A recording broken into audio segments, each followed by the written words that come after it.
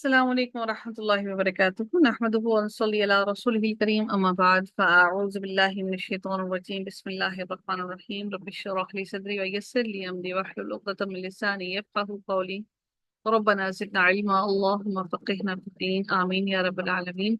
آغاز ہوتا ہے ہمارا آیت نمبر 84 سے۔ اللہ تعالیٰ ارشاد فرماتے ہیں وَيَوْمَ نَبْعَثُ مِنْ كُلِّ أُمَّةٍ شَهِيدًا۔ اللہ تعالیٰ فرماتے ہیں کہ اور جس دن ہم ہر امت میں سے گواہ کھڑا کریں گے۔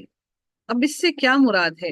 یعنی ہر امت پر اس امت کا پیغمبر گواہی دے گا اور کوئی عام بندہ بھی نہیں۔ اللہ تعالیٰ نے فرمایا کہ ہر امت پر اس امت کا پیغمبر گواہی دے گا کہ انہیں اللہ تعالیٰ کا پیغام پہنچا دیا گیا تھا۔ آپ مجھے بتائیے کہ اس ساری امتوں پر کون گواہی دے گا؟ آپ کو معلوم ہے؟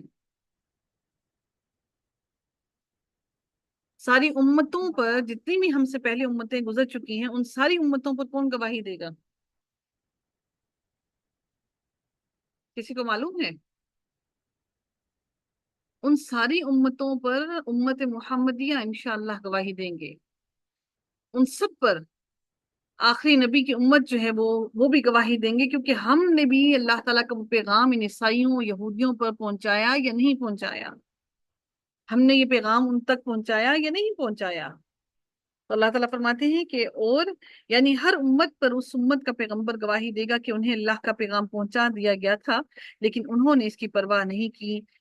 ان کافروں کو عذر پیش کرنے کی اجازت ہرگز نہیں دی جائے گی، اس لیے کہ ان کے پاس حقیقت میں کوئی عذر یا حجت نہیں ہوگی، کیونکہ اللہ تعالیٰ نے ان کے سامنے ہر چیز کو کھول کھول کر بیان کر دیا، اور اب ان کے پاس کسی بھی عذر کی کوئی بھی گنجائش نہیں بچتی ہے۔ یہاں پر لفظ استعمال ہوا ہے وَلَا هُمْ يُسْتَعْتَبُونَ، جس کا معنی ہوتا ہے کہ انہیں اپنے رب کو راضی کرنے کا موقع اب نہیں دیا جائے گا۔ وَلَا هُمْ يُسْتَعْتَبُونَ، اب انہیں اپنے رب کو راضی کرنے کا کوئی بھی موقع نہیں دیا جائے گا، کیونکہ دنیا جو ہے وہ دار العمل ہے۔ دنیا کیا ہے؟ عمل کرنے کی جگہ ہے، عمل کرنے کا گھر ہے، اور آخرت جو ہے وہ کیا ہے؟ آخرت دار الجزا ہے۔ دنیا دار العمل ہے اور آخرت دار الجزا ہے۔ میں نے اپنے استاد محترم سے پوچھا کہ استاد محترم، علم تو حاصل کرے جا رہے ہیں، کیے جا رہے ہیں، لیکن عمل کرنا بڑا مشکل لگتا ہے۔ معلوم ہے انہوں نے کیا جواب دیا؟ انہوں نے کہا جس طرح سے ہر چیز کی زکوٰۃ ہوتی ہے، اسی طرح سے علم کی بھی زکوٰۃ ہے، اور علم کی زکوٰۃ کیا ہے؟ جو پڑھو اس میں سے زیادہ نہیں تو ایک حدیث پر، ایک چیز پر، ایک آیت پر عمل کرنا شروع کرو۔ یہ علم کی زکوٰۃ ہے۔ اللہ تعالیٰ سے دعا ہے کہ ہمیں اللہ علم کی بھی زکوٰۃ دینے والوں میں شامل کرے۔ تو اللہ تعالیٰ کو راضی کرنے کا جن لوگوں نے کفر کیا، اب ان لوگوں کو اللہ تعالیٰ کو راضی کرنے کا کوئی موقع نہیں دیا جائے گا۔ اب یہ لوگ اللہ تعالیٰ کو راضی نہیں کر سکیں گے، کیونکہ اب وہ دار الجزا تک پہنچ چکے ہیں۔ اللہ تعالیٰ مزید ارشاد فرماتے ہیں وَإِذَا رَأَى الَّذِينَ ظَلَمُوا الْعَذَابَ فَلَا يُخَفَّفُ عَنْهُمْ وَلَا هُمْ يُنظَرُونَ، اور جب یہ ظالم عذاب دیکھ لیں گے، پھر نہ تو ان سے ہلکا کیا جائے گا اور نہ ہی وہ ڈھیل دیے جائیں گے، یعنی ان میں کوئی کمی نہیں کی جائے گی اور نہ ہی اس عذاب میں کوئی وقفہ دیا جائے گا، اور مسلسل وہ عذاب ہوگا۔ نہ ہی اللہ تعالیٰ اب ان کو کوئی ڈھیل نہیں دے گا، بلکہ ان کو پوری طرح سے ان کو لگاموں میں پکڑ کر ان کو جکڑ دیا جائے گا زنجیروں میں، اور جکڑ کر پھر ان کو جہنم میں ڈالا جائے گا۔ جیسے بیڑیوں میں جکڑا جاتا ہے نا، بالکل ایسے ہی بیڑیوں میں جکڑ کر ان کو جہنم میں ڈال دیا جائے گا، ان سے کوئی عذاب ہلکا نہ کیا جائے گا۔ وَلَا هُمْ يُنظَرُونَ، اور نہ ہی اللہ تعالیٰ اب ان سے عذاب پھیرنے میں کوئی مہلت دے گا۔ وَإِذَا رَأَى الَّذِينَ أَشْرَكُوا شُرَكَاءَهُمْ قَالُوا رَبَّنَا هَؤُلَاءِ شُرَكَاؤُنَا الَّذِينَ كُنَّا نَدْعُو مِن دُونِكَ۔ اللہ تعالیٰ ارشاد فرماتے ہیں اور جب مشرکین اپنے شریکوں کو دیکھ لیں گے تو کہیں گے اے ہمارے پروردگار، یہی ہمارے وہ شریک ہیں جنہیں ہم تجھے چھوڑ کر پکارا کرتے تھے۔ ندعو، پکارتے تھے، بلاتے تھے، ہم تجھے چھوڑ کر ان کو پکارتے تھے، انہیں بلاتے تھے۔ تو بس وہ انہیں جواب دیں گے کہ تم بالکل ہی جھوٹے ہو۔ وہ کیا کہیں گے؟ فَأَلْقَوْا إِلَيْهِمُ الْقَوْلَ إِنَّكُمْ لَكَاذِبُونَ، کون ان کو جواب دیں گے؟ معبود ان کے۔ ان باطلا کی پوجا جو کرنے والے اپنے اس دعوے میں جھوٹے تو نہیں ہوں گے، لیکن وہ شرکا جن کو یہ اللہ تعالیٰ کا شریک ٹھہراتے تھے کہیں گے کہ یہ جھوٹے ہیں۔ آپ دیکھیے کہ وہ جو بت ہیں ان بتوں کی یہ پوجا کرتے ہیں، حالانکہ وہ خود اپنے ہاتھوں سے تراشتے ہیں، اللہ تعالیٰ ان بتوں کو بھی ان کے ساتھ جہنم میں داخل کرے گا، تاکہ یہ لوگ جہنم میں جا کر اپنے ان پتھروں کو، اپنے ان دیوی دیوتاؤں کو، اپنے ان بتوں کو بھی دیکھ لیں۔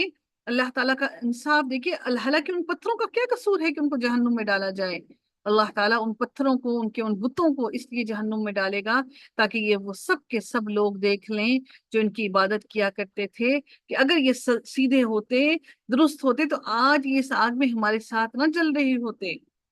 اللہ تعالیٰ ان کو دکھانے کے لیے ان بتوں کو بھی جہنم میں داخل کریں گے، جہنم میں پھینکیں گے ان کے ساتھ، تاکہ وہ سب لوگ ان بتوں کو بھی دیکھیں کہ جو جن کو یہ اللہ کے ساتھ شریک ٹھہرا کے جن کی عبادت کیا کرتے تھے۔ تو اب آگے اللہ تعالیٰ اسی میں کیا ارشاد فرماتے ہیں کہ لیکن وہ شرکا جن کو یہ اللہ کے ساتھ شریک کرتے تھے کہیں گے کہ یہ تو جھوٹے ہیں، وہ مکمل طور پر اس کی نفی کر دیں گے، یعنی ہمیں اللہ کا شریک ٹھہرانے میں یہ جھوٹے ہیں۔ بھلا اللہ کا شریک کون ہو سکتا ہے؟ بھلا اللہ کے ساتھ کون شریک ہو سکتا ہے؟ کون اللہ تعالیٰ کی وحدانیت کے ساتھ شریک ہو سکتا ہے؟ اللہ تعالیٰ سورہ یونس کی آیت نمبر 29 میں ارشاد فرماتے ہیں کہ ہمارے اور تمہارے درمیان اللہ بطور گواہ کافی ہے کہ ہم اس بات سے بے خبر تھے کہ تم ہماری عبادت کرتے تھے۔ یہ وہ شرکا کہیں گے ان لوگوں کو جو لوگ ان کی عبادت کیا کرتے تھے کہ ہم تو تمہاری عبادت سے ہی، ہمیں کیا معلوم تم ہماری عبادت کرتے تھے، ہم تو اس چیز سے غافل تھے، ہم تو جانتے نہیں، ہم تو بوجھتے نہیں۔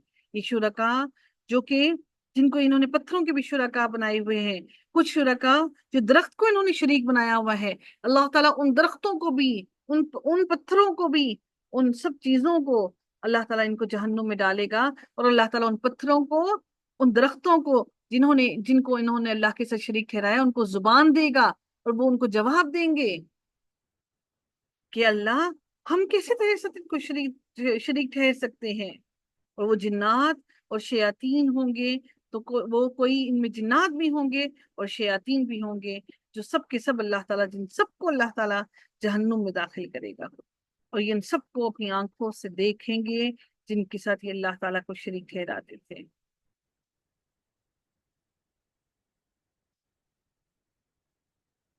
اللہ تعالیٰ مزید ارشاد فرماتے ہیں فَأَلْقَوْا إِلَى اللَّهِ يَوْمَئِذٍ السَّلَامَ وَضَلَّ عَنْهُمْ مَا كَانُوا۔ اللہ تعالیٰ فرماتے ہیں کہ اور جب مشرکین اس دن وہ سب کے سب عاجز ہو کر اللہ کے سامنے اطاعت کا اظہار کریں گے، یومئذ السلامہ، اطاعت کا اظہار کریں گے، وہ صلح ڈالنے کی کوشش کریں گے کہ ہم کسی طرح اللہ کو راضی کر لیں۔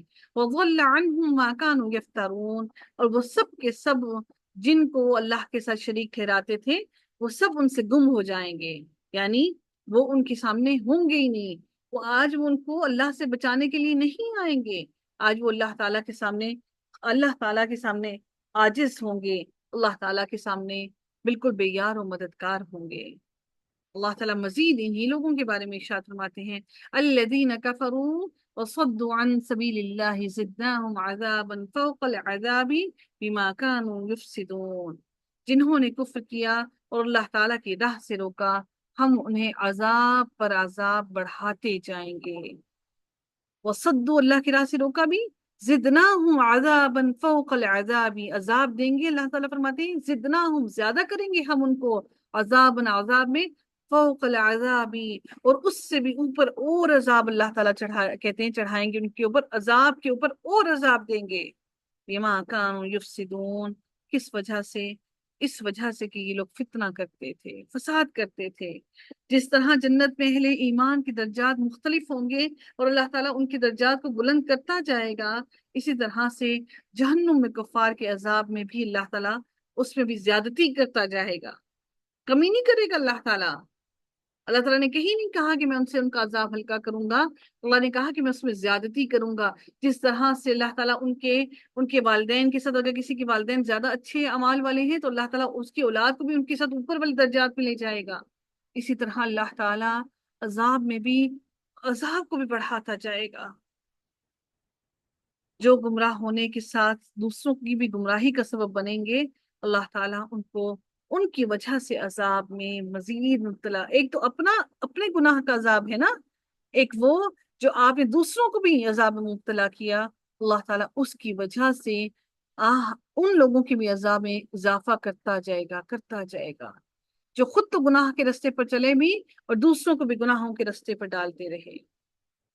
اللہ تعالیٰ مزید ارشاد فرماتے ہیں وَيَوْمَ نَبْعَثُ مِن فِي كُلِّ أُمَّةٍ شَهِيدًا، اللہ تعالیٰ فرماتے ہیں اور جس دن ہم ہر امت میں انہی میں سے انہی کے مقابلے پر گواہ کھڑا کریں گے اور تجھے ان سب پر گواہ بنا کر لائیں گے۔ علیہم من انفسہم وجئنا بکا شہیدن، اور لے کر آئیں گے بکا آپ کو شہیدن علی ہؤلاء، ان سب لوگوں پر گواہ بنا کر لائیں گے۔ یعنی ہر نبی اپنی امت پر گواہی دے گا، اور نبی اکرم صلی اللہ علیہ وآلہ وسلم اور آپ کی امت کے لوگ انبیاء کے بارے میں اور تمام کے تمام ان پرانے ساری کے ساری امتوں کے بارے میں گواہی دیں گے کہ یہ نبی سچے ہیں، کہ انہوں نے اللہ تعالیٰ کا پیغام مکمل طور پر پہنچا دیا۔ ہم خود اللہ تعالیٰ کے پیغام کو صحیح طرح سے سمجھ نہیں پا رہے، تو سوچئے کہ ہم وہ گواہی کیسے دیں گے۔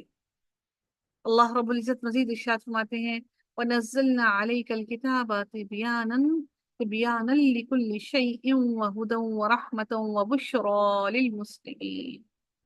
اللہ تعالیٰ مزید کیا ارشاد فرماتے ہیں اور ہم نے تجھ پر یہ کتاب نازل فرمائی ہے جس میں ہر چیز کی شفا ہے۔ تبیاناً، اللہ تعالیٰ نے ہر چیز کو اس کے اندر کھول کھول کر بیان کر دیا۔ لِكُلِّ شَيْءٍ وَهُدًى وَرَحْمَةً، اور اللہ تعالیٰ نے اس قرآن کو شفا بھی بنایا، اللہ تعالیٰ نے اس قرآن کو ہدایت بھی بنایا، اس قرآن کو رحمت بھی بنایا، اور اللہ تعالیٰ نے اس قرآن کو خوشخبری بھی بنایا ہے مومنین کے لیے، مسلمانوں کے لیے۔ کتاب سے مراد اللہ تعالیٰ کی کتاب اور نبی اکرم صلی اللہ علیہ وآلہ وسلم کی احادیث ہیں۔ احادیث کو بھی اللہ تعالیٰ کے رسول نے کتاب اللہ قرار دیا ہے، جیسا کہ وہ کس لیے اللہ تعالیٰ نے نبی اکرم صلی اللہ علیہ وسلم میں قرار دیا ہے، کیونکہ بعض احادیث قدسی ہیں اور وہ اللہ تعالیٰ کے ہی الفاظ ہیں، لیکن وہ قرآن کے الفاظ نہیں ہیں، اور ان احادیث قدسی کو ایز اٹ از ایسے ہی بیان کر دیا گیا ہے جس طرح سے اللہ تعالیٰ نے بیان کیا۔ حضرت جبرائیل علیہ السلام نے جس طرح سے آ کر نبی اکرم صلی اللہ علیہ وآلہ وسلم کو بتایا، بالکل ان کو احادیث قدسی کو بھی بالکل ویسے ہی بیان کر دیا گیا، اس میں کوئی رد و بدل نہیں ہوئی۔ کچھ لوگ یہ کہتے ہیں کہ احادیث نبی اکرم صلی اللہ علیہ وآلہ وسلم نے اپنے وقت میں، نبی اکرم صلی اللہ علیہ وسلم کی زندگی میں احادیث کو لکھا نہیں جاتا تھا، یہ ہرگز درست نہیں ہے۔ نبی اکرم صلی اللہ علیہ وآلہ وسلم کی زندگی میں بھی صحابہ کرام احادیث کو لکھا کرتے تھے، ان کو یاد بھی کیا کرتے تھے، تو اس لیے کوئی یہ نہ سمجھے کہ ایسا ہرگز ہے، ایسا ہرگز نہیں ہے۔ اور یہ بات، یہ فتنہ بہت عام ہوتا جا رہا ہے، وہ کہتے ہیں حدیث میں بہت زیادہ رد و بدل ہے اور احادیث اپنی اصل حقیقت کے ساتھ موجود نہیں ہے۔ تو ہمیں چاہیے کہ ہم اس فتنے سے دور رہیں اور ہمیں ان سے بچنا چاہیے، کیونکہ احادیث کو پڑھنا اور سمجھنا بھی بالکل ایسے ہی لازم ہے جس طرح سے ہمارے لیے قرآن کو پڑھنا، اس کا فہم حاصل کرنا ضروری ہے۔ اللہ تعالیٰ ہم سب پر اپنا رحم فرمائے، ہم سب کو علم نافع عطا فرمائے۔ وآخر دعوانا ان الحمد للہ رب العالمین، صلی اللہ تعالی علی خیرہ خلقہ اجمعین، برحمتک یا ارحم الراحمین۔